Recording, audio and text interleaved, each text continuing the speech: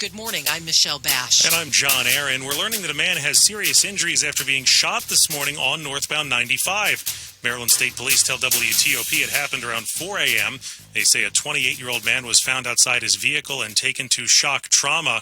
They say, as you heard, all lanes at 95 North and 198 are shut down for the investigation. Stay with WTOP for the latest traffic updates on the 8s. In other news, federal workers are concerned about a new task force backed by President-elect Trump that's pledging to make the largest cuts ever to the government bureaucracy.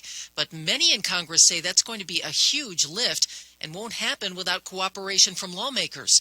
WTOP's Mitchell Miller has Today on the Hill. Congress has got the power of the purse. Virginia Democratic Senator Tim Kaine, who says that means an outside group can't unilaterally make sweeping cuts to the federal government and eliminate federal workers. Many of these agencies are set up by statute. Still, Elon Musk and Vivek Ramaswamy are vowing to recommend up to $2 trillion in cuts through the Department of Government Efficiency, which is not part of the government.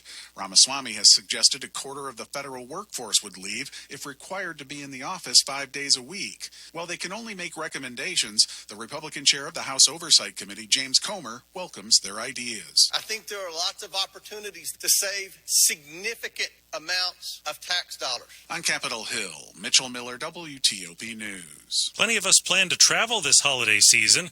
WTOP's Sandy Kozel reports if you can work remotely, maybe you can still be paid while on vacation.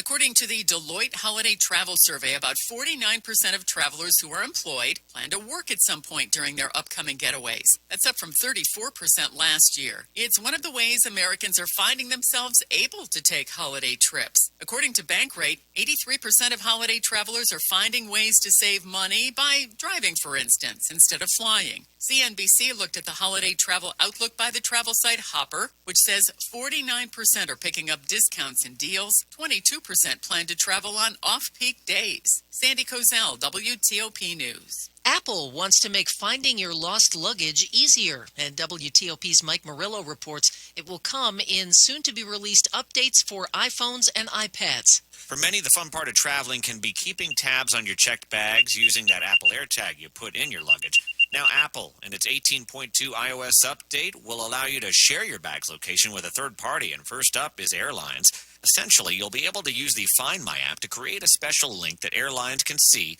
which shows where your item or your bag is.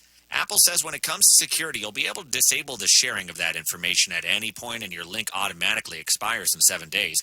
Air Canada, Delta, United, Virgin Atlantic, and British Airways are among several airlines looking to implement this option into their lost baggage response. The iOS software can be beta tested right now and will be released later this year. Mike Murillo, WTOP News. Coming up, we will go back to the traffic center and check on 95 North near Laurel traffic and weather in 30 seconds.